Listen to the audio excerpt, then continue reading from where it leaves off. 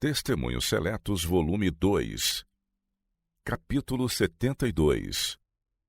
Nosso dever para com o mundo.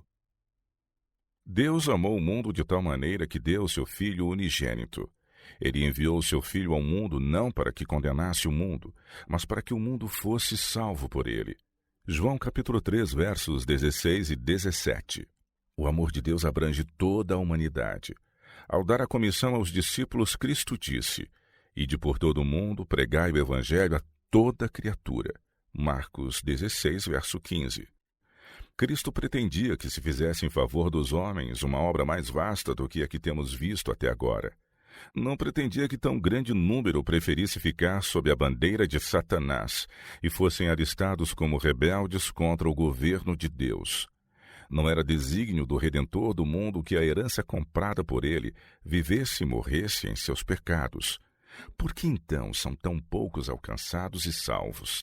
É porque tantos dos que professam ser cristãos estão trabalhando no mesmo sentido do grande apóstata. Milhares que não conhecem a Deus poder-se-iam estar hoje regozijando em seu amor, caso os que professam servi-lo trabalhassem como Cristo o fez. As bênçãos da salvação, as temporais bem como as espirituais, são para toda a humanidade. Muitos há que se queixam de Deus porque o mundo está tão cheio de necessidades e sofrimentos. Deus, porém, jamais pretendeu que esta miséria existisse. Ele nunca pretendeu que um homem tivesse abundância de luxos da vida, ao passo que os filhos de outros chorassem por pão. O Senhor é um Deus de beneficência.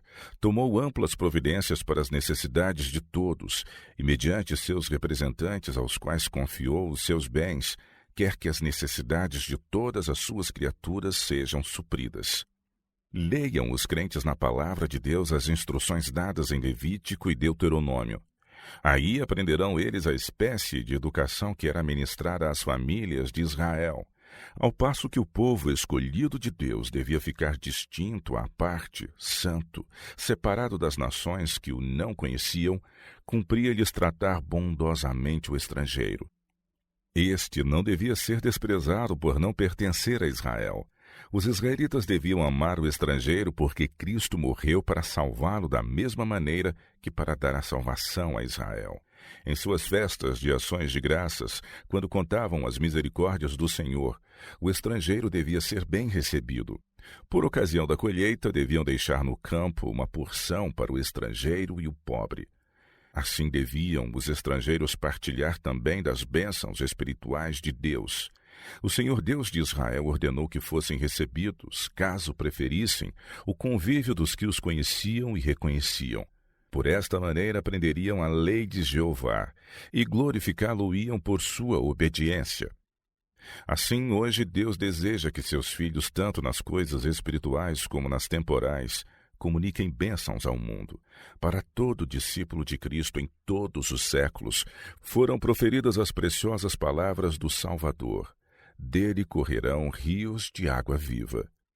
Mas em vez de distribuir os dons de Deus, muitos dos que professam ser cristãos acham-se fechados em seus próprios estreitos interesses e retêm de forma egoísta de seus semelhantes as bênçãos de Deus. Enquanto em sua providência Deus tem carregado a terra com suas generosidades e enchido seus tesouros com os confortos da vida, a falta e a miséria encontram-se por toda parte. A liberal providência tem colocado nas mãos de seus instrumentos humanos com que suprir abundantemente as necessidades de todos, mas os mordomos de Deus são infiéis. Gasta-se no professo mundo cristão em extravagâncias ostentosas o suficiente para suprir as faltas a todos os famintos e vestir a todos os nus. Muitos que usam o nome de Cristo estão empregando seu dinheiro em prazeres egoístas para a satisfação do apetite, em bebida forte e dispendiosos artigos delicados, casas, mobílias e roupas de custo extravagante, ao passo que aos pobres seres humanos em sofrimento dificilmente concedem um olhar de piedade ou uma palavra de simpatia. O grande campo missionário local. Que miséria existe no próprio centro de nossos chamados países cristãos. Pensai nas condições dos pobres de nossas grandes cidades. Há nessas cidades multidões de criaturas humanas que não recebem tanto cuidado e consideração quanto se dispensa aos animais. Há milhares de crianças miseráveis, rotas e meio famintas, tendo estampados no rosto o vício e a depravação. Arrebanham-se famílias em promiscuidade e em míseros casebres, muitos deles escuros celeiros cheios de umidade e de imundícia. As crianças nascem nesses terríveis lugares. A infância e a juventude nada veem de atrativo, nada de beleza natural das coisas criadas por Deus para deleite dos sentidos. As crianças são deixadas a crescer e formar o caráter, segundo os baixos preceitos, a miséria, os maus exemplos que veem em torno de si. O nome de Deus só ouvem proferir de maneira profana. Palavras impuras, o cheiro das bebidas e do fumo, a degradação moral de toda a espécie, eis o que se lhes depara aos olhos e perverte os sentidos. E dessas infelizes habitações partem lamentáveis clamores por pão e roupa, clamores saídos de lábios que nada sabem acerca da oração. Há uma obra a ser feita por nossas igrejas, da qual muitos mal fazem uma ideia, obra até aqui nem tocada, por assim dizer. Tive fome, diz Cristo, e deste-me de comer. Tive sede, e deste-me de beber. Era estrangeiro e hospedastes-me. Estava nu e vestistes-me. Adoeci e visitastes-me. Estive na prisão e fostes ver-me. Mateus capítulo 25, versos 35 e 36. Pensam alguns que se dão dinheiro para esta obra, isto é tudo quanto dele se requer. Mas isto é um erro. A dádiva do dinheiro não pode tomar o lugar do serviço pessoal. É direito dar de nossos meios e muitos mais o deveriam fazer.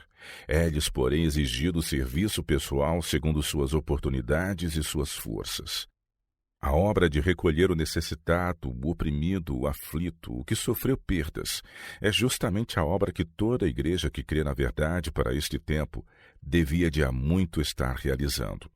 Cumpre-nos mostrar a terna simpatia do samaritano em acudir às necessidades físicas, alimentar o faminto, trazer para casa os pobres desterrados, buscando de Deus todo dia a graça e a força que nos habilitem a chegar às profundezas da miséria humana e ajudar aqueles que absolutamente não se podem ajudar a si mesmos. Isto fazendo, temos favorável ensejo de apresentar a Cristo, o crucificado. Todo membro de igreja deve considerar seu especial dever o trabalhar pela vizinhança. Cogitai a ver qual a melhor maneira de auxiliar os que não têm interesse nas coisas religiosas. Ao visitardes amigos e vizinhos, manifestai interesse em seu bem-estar temporal e espiritual. Apresentai a Cristo como o Salvador que perdoa o pecado. Convidai os vizinhos à vossa casa e lede com eles a preciosa Bíblia e os livros que lhes explicam as verdades. Isto, aliado a hinos singelos e fervorosas orações, tocar-lhes-á o coração. Eduquem-se os membros da igreja em assim fazer. Isto é tão essencial como salvar as almas entenebrecidas nos campos estrangeiros. Enquanto uns sentem a preocupação pelas almas distantes, tomem os muitos que se acham na pátria sobre si o encargo das preciosas almas que os rodeiam e trabalhem tão diligentemente como aqueles por sua salvação. As horas tão frequentemente passadas em diversões que não refrigeram o corpo nem a alma devem ser gastas em visitar os pobres, os doentes e os aflitos, ou em ajudar alguém que se ache em necessidade. A maneira de trabalhar pelos necessitados. Ao tentar ajudar o pobre, o desprezado, o abandonado, não trabalheis por eles no alto do pedestal de vossa dignidade e superioridade, pois por essa maneira nada conseguireis. Convertei-vos verdadeiramente e aprendei daquele que é manso e humilde de coração. Cumpre-nos ter sempre o Senhor diante de nós. Como servos de Cristo, dizei sempre para que o não esqueçais. Fui comprado por preço. Deus pede não somente vossa beneficência, mas um semblante satisfeito, palavras de esperança, o aperto de vossa mão. Aos visitantes, os aflitos do Senhor, encontrareis alguns a quem a esperança já abandonou. Levai-lhes de volta os seus raios. Outros há que carecem do pão da vida. Lede-lhes a palavra de Deus. Há em outros uma enfermidade da alma que bálsamo algum terrestre pode amenizar. Nenhum médico poderia curar. Orai por esses e levai-os a Jesus. Em ocasiões especiais, alguns cedem ao sentimentalismo, o qual leva a movimentos impulsivos. Talvez eles pensem estar prestando grande serviço a Cristo, mas não é assim. Seu zelo logo diminui, e então é negligenciado o serviço a Cristo. Não são serviços intermitentes que o Senhor aceita. Não é por acessos emocionais de atividade que podemos fazer bem a nosso próximo. Os esforços esporádicos para fazer o bem dão muitas vezes em resultado mais dano que benefício. Cumpre considerar cuidadosamente com oração os métodos de ajudar os necessitados. Precisamos buscar em Deus sabedoria, pois Ele sabe mais que os limitados mortais como cuidar das criaturas que fez. Alguns há que dão indiscriminadamente a todos quantos lhes solicitam auxílio. Nisto eles erram. Ao procurar ajudar o necessitado, devemos cuidar em ministrar-lhes a justa espécie de auxílio. Pessoas há que, uma vez ajudadas, continuarão a tornar-se especiais objetos de necessidade. Dependerão enquanto virem alguma coisa de que depender. Dando a essas pessoas indevido tempo e atenção, estimularemos a preguiça, a incapacidade, o desperdício e a intemperança. Ao darmos aos pobres, convém considerarmos: estou eu estimulando a prodigalidade? Estou eu os ajudando ou os prejudicando? Ninguém que possa ganhar a subsistência tem direito a depender de outros.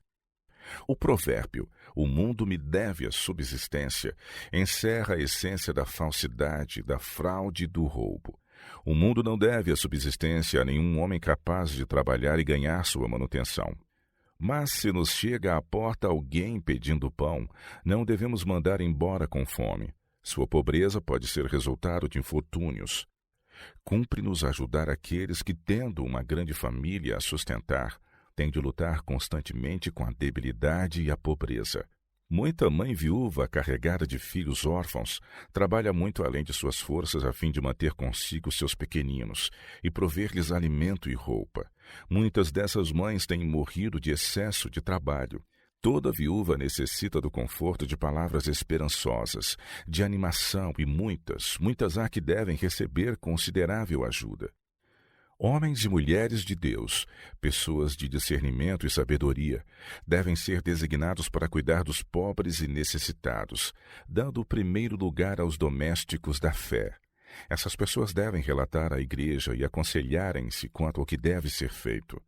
Em vez de animar os pobres a pensarem que podem receber sua comida e bebida de graça ou quase de graça, precisamos colocá-los em situação de se ajudarem a si mesmos. Devemos esforçar-nos por prover-lhes trabalho e, se necessário, ensiná-los a trabalhar. Ensine-se os membros de família pobres a cozinhar, a fazer e remendar suas roupas e cuidar devidamente do lar. Ensine-se aos rapazes e meninas de maneira cabal a algum ofício ou ocupação útil. Precisamos educar os pobres a dependerem de si mesmos. Isto será real auxílio, pois não somente os faz capazes de se manterem por si, como os habilitará a ajudarem aos outros. Ao alcance do amor de Deus. É desígnio de Deus que o rico e o pobre estejam intimamente ligados pelos laços da simpatia e da assistência. Manda-nos que nos interessemos em todo caso de sofrimento e necessidade que nos venha ao conhecimento. Não julgueis abaixo de vossa dignidade o servir à humanidade sofredora. Não olheis com indiferença e desprezo os que arruinaram o templo da alma.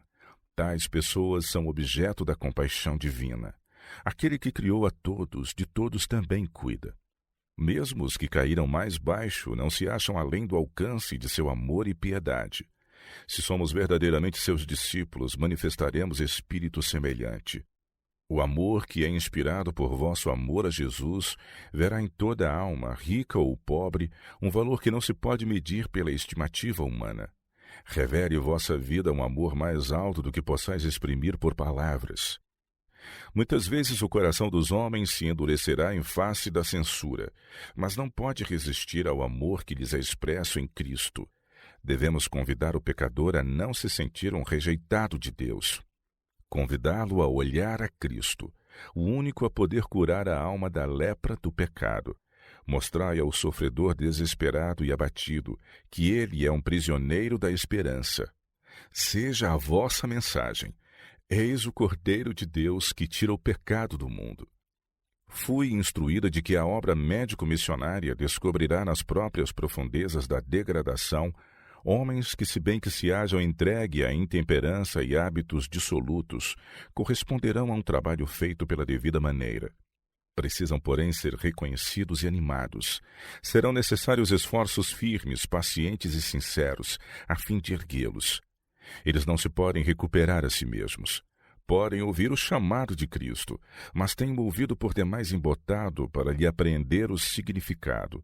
Seus olhos se acham demasiado obscurecidos para ver qualquer coisa boa a eles reservada. Acham-se mortos em ofensas e pecados. Todavia, mesmo estes não devem ser excluídos do banquete evangélico. Devem receber o convite: vinde. Embora se sintam indignos, o Senhor diz: forçai-os a entrar. Lucas 14, versos 17 e 23. Não deis ouvidos a nenhuma desculpa. Com amor e bondade, apoderai-vos deles. Mas vós, amados, edificando-vos a vós mesmos sobre a vossa santíssima fé, orando no Espírito Santo, conservai-vos a vós mesmos na caridade de Deus, esperando a misericórdia de nosso Senhor Jesus Cristo para a vida eterna. E apiedai-vos de alguns que estão duvidosos, e salvai alguns arrebatando-os do fogo. Judas, versos 20 e 23. Impressionai-lhes a consciência com os terríveis resultados da transgressão da lei de Deus. Mostrai-lhes que não é Deus que causa dor e sofrimento, mas que por sua própria ignorância e pecado, o homem trouxe sobre si essas condições. Devidamente dirigida, essa obra salvará muitos pobres pecadores negligenciados pelas igrejas. Muitas pessoas que não pertencem à nossa fé estão anelando o próprio auxílio que os cristãos têm o dever de dar. Caso o povo de Deus mostrasse genuíno interesse em seu próximo, muitos seriam alcançados pelas verdades especiais para este tempo. Coisa alguma dará ou jamais poderá dar reputação à obra, como ajudar o povo indo ao seu encontro onde se acham. Milhares de pessoas poderiam estar hoje regozijando na mensagem se aqueles que professam amar a Deus e guardar seus mandamentos trabalhassem como Cristo trabalhava. Quando a obra médico-missionária ganhar assim homens e mulheres para um conhecimento salvador de Cristo e sua verdade, nela se poderão empregar com segurança, dinheiro e diligente labor, pois é uma obra que permanecerá. Deus tem feito admiráveis sacrifícios pelas criaturas humanas, tem empregado poderosa energia para reaver o homem da transgressão e do pecado para a lealdade e a obediência. Mas foi-me mostrado que ele nada faz sem a cooperação dos instrumentos humanos. Todo dote de graça e poder e eficiência foi liberalmente providenciado. Têm sido apresentados os mais poderosos motivos a fim de despertar e conservar vivo no coração humano o espírito missionário, de modo que se una aos esforços dos instrumentos divino e humano.